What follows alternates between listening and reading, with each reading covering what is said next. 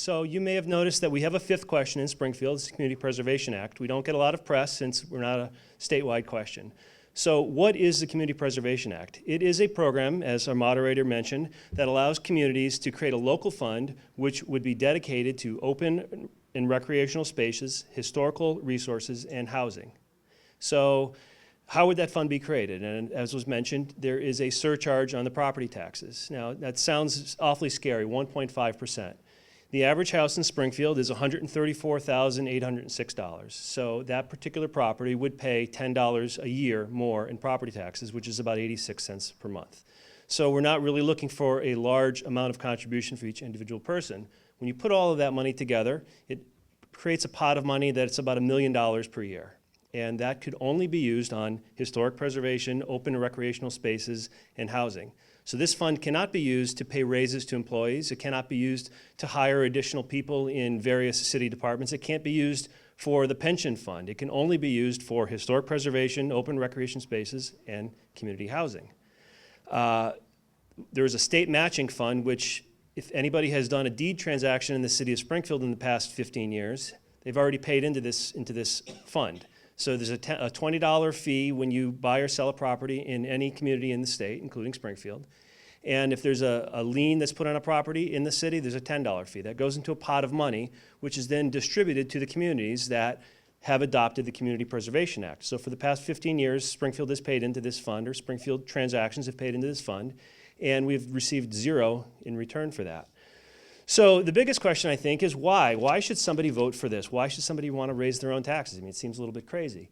But the reason is that this is going to make Springfield a stronger place. We have a large budget in the city for sure, but things like historic preservation, open space, and community housing are usually low priority items. And people want more police, they want fire protection, and so on, and the pensions do need to be funded. So what we're trying to do here is, and this whole law is designed to create a separate pot of money that cannot be rated for other purposes, which is very tempting for city governments. It can only be used for those three items. So that means that these projects will actually get done. So 161 other communities in the state have adopted the Community Preservation Act. If you look at a map, it'll be like a donut hole around Springfield. The only communities that have not adopted it in this area are Chicopee, Ludlow, and South Hadley and they have it on the ballot, and Holyoke has it on the ballot. So communities like Longmeadow, Wilbraham, East Longmeadow, Belchertown, Westfield, Granby, even Southwick, which is a very, very conservative community, has adopted the Community Preservation Act. What are they doing with their programs? I can give you a few examples. Belchertown built a playground. You know, Belchertown, there's 12,000 people, I think, in Belchertown. They built a playground called Jessica's Boundless Playground. It is beautiful. It is better than any playground that we have in the city of Springfield. It is unbelievable. Ag One built a dog park. Southwick created a spray park. So these are the many things that you can do with the Community Preservation Act. Now, I think my opponent is going to tell us that we can't afford this. But when I hear somebody say that, what I really hear is I hear somebody say we don't deserve this. We don't deserve to be able to put our own money together, to pool our money, and to build things that will benefit our own community. So I think that it is very important for the residents of Springfield to vote for this, to join the 161 other communities in the state that are helping themselves and improving themselves and attracting better residents to the community. And when you have better residents in a community, that means you have fewer problems. When you have somebody that wants to buy the house next door to you rather than an out-of-town landlord from Boston, that is a better outcome. You're going to have a better neighbor than some renter from a landlord who doesn't really care what he does to his property or what the tenants do.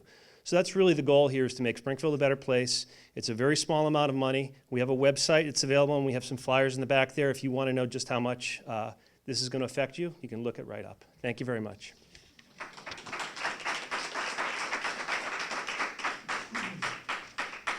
And then, speaking from the no perspective, Mr. Nicolai. Hi, gang. Thanks for taking time. So, the Community Preservation Act is a tax.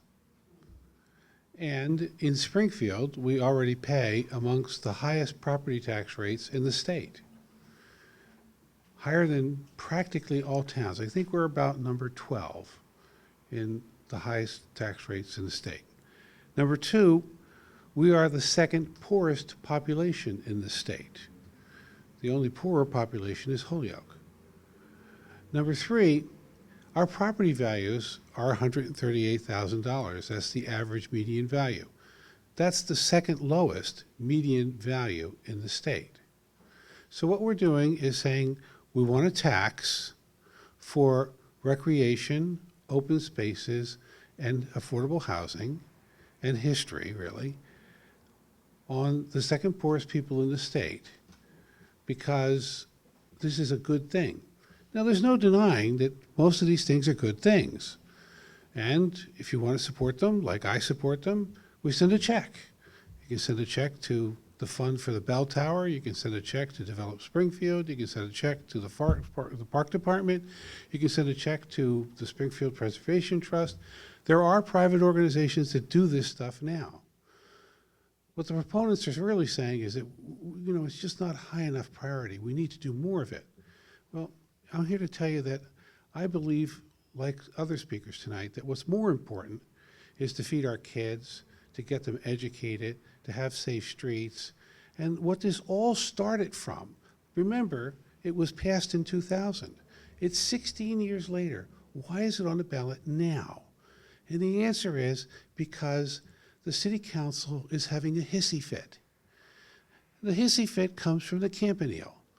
2 years ago, 3 years ago, they wanted to spend $20 million to rebuild the bell tower next to City Hall.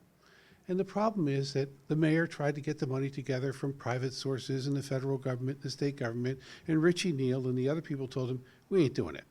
This is not a big enough project for us. It's not important enough for the federal government or the state government to spend money on this thing unless Springfield coughs up 10 to 12 million of its own cash. So if you want to put 10 to 12 million of your tax dollars into building the Campanile, then we'll try to find the rest of the money. The mayor doesn't want to do it. He hasn't said anything about doing it, has never sent the order down to City Council to spend the money. The City Council, some members, Fenton primarily, wants this. And so what's really going to happen here is a slush fund of $1.5 billion is going to be created, and they're going to use that slush fund to issue a bond to cover the cost of doing the Campanile, and they'll spend some few bucks out here and there to do other things. But let me tell you, for 20 years, the bulk of this money is going into that Campanile. Now, I know it doesn't say it in the law, and he's never said it, so it must be wrong. And the answer is it isn't. Fenton said it in the newspaper back in May. He wants this because he wants to fix the Campanile, which is okay. In 1909, when they built it, not a bad thing. Now, in 2016, when we're one of the poorest communities in the state, not a high priority. I want to keep my money to spend my money on my kids and my family, just like the rest of us. I don't need to spend $10, $20, $80 a year on these things, which are not essential. I can always just donate the money. The problem here is a question of priority. The mayor has set the priority. That's what we elect him for. There's other people who don't like that priority and want a different priority. And I would tell you that paying taxes, mandating taxes for this is not worth it. It's not appropriate to tell people that they must pay for these things. If they want to, they can just contribute. Thanks.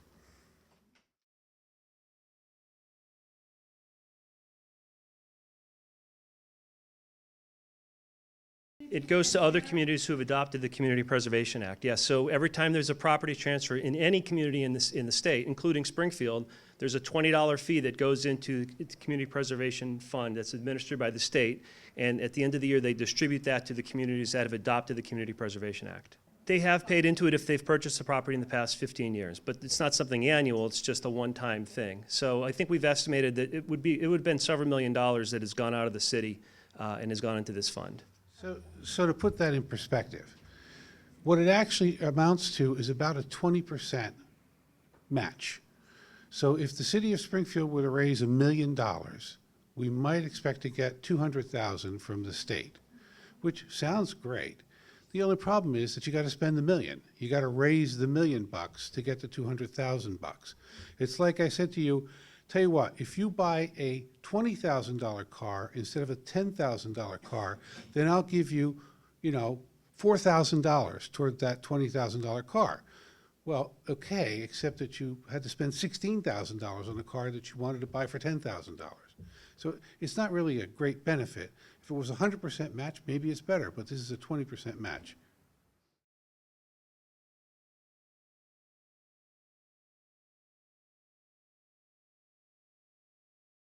Yes, absolutely. I'm a little disappointed that Mr. Nicolai characterized this as a fund to fix the Campanile. I can understand why. When the study committee was first formed back in May, Commissioner Fenta, City Councilor Fenta did mention the Campanile. And when we did the research, when we found out just how much money that this would raise, and we talked to people in the neighborhoods, we found that this was not a high priority. So we changed the focus of our study. Now, I guess we didn't send a note to Mr. Nicolai because we didn't know he was an opponent, although maybe we should have assumed that. But there is a process in place. So the way that the funds would be distributed is there is what's called a Community Preservation Committee, and it is made up of members of the Parks Commission, the Historical Commission, the Conservation Commission, the Planning Board, the Housing Authority, and up to 4 at-large members who can be appointed by the City Council, so if that's the way they choose to write the law. And so that committee vets the project. So anybody can put in a proposal. An individual citizen can put in a proposal. That's what happened in Agawam when they built their dog park. And the committee vets them and decides which ones should have the right priority.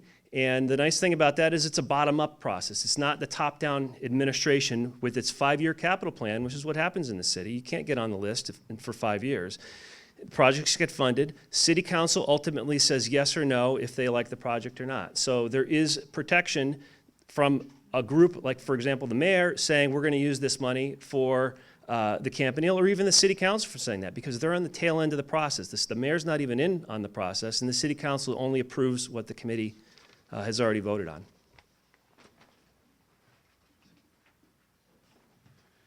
And that's the point. The mayor is out of it. The City Council, the committee can vote whatever it wants, but the committee can't spend a penny. Only the City Council can spend the money. And when this thing was passed, Fenton said he believes the funds that can be raised from the Community Preservation Act and the synergies that can be built have the ability to be transformative to our city. The Campanile project could be the keynote achievement of the act in Springfield, he said. The tower has been in disrepair for too long, he said. I am sick of driving down 91 and not being able to tell the time on the tower and looking at duct tape on the sides of it. It is time that we get serious about solving this problem. That was the statement he made when he created the study committee that then recommended that this surcharge be added. To now say that, oh, that's not really going to happen is frankly duplicitous.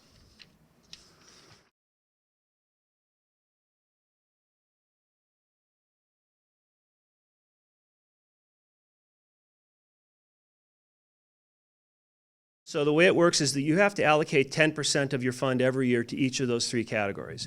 And I would agree, a lot of communities do not go and build an awful lot of affordable housing.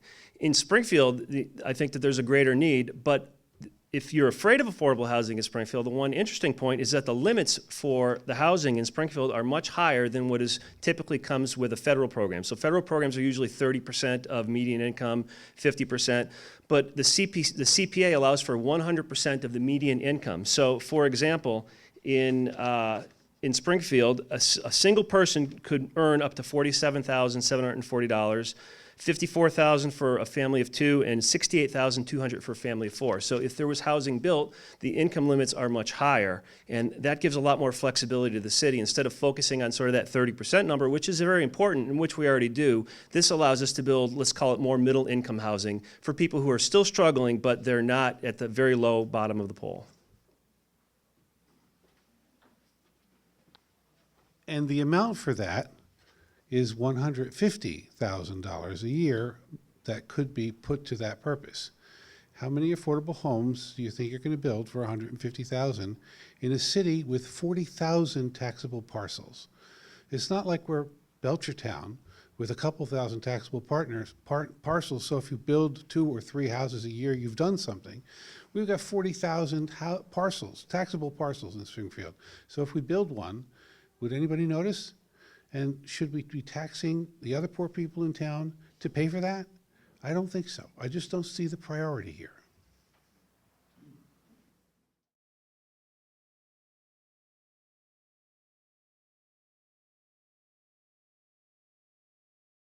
So right off the bat, the first $100,000 in property value is exempted automatically. So if you have a $150,000 house, it's as though you have a $50,000 house for the purposes of the calculation. There are also exemptions for low-income seniors. moderate income seniors and low income families right now. Let's see if I have the exact exact. I don't have the exact figures on that, but the process would be an annual application. So you would go down and right now there are exemptions currently in the property tax laws for seniors. You would follow the exact same process. It would be an annual application. How many people are willing to take 2 hours off from whatever they're doing to go down to the assessor's office and fill out an application so that you don't have to pay somewhere between $10 and $80? The exemption is basically a sham. Anybody ever file for a tax abatement in Springfield? Anybody ever try? You know how long it takes? Do you know that they're routinely denied? Then you got to go to state to get an abatement. I mean, the taxing process in Massachusetts is such that they want to get the revenue and keep the revenue. Giving it back in exemptions and abatements is a tough process. So although the rules are there, the fact is that it's so inconvenient and impossible to do that nobody actually does it.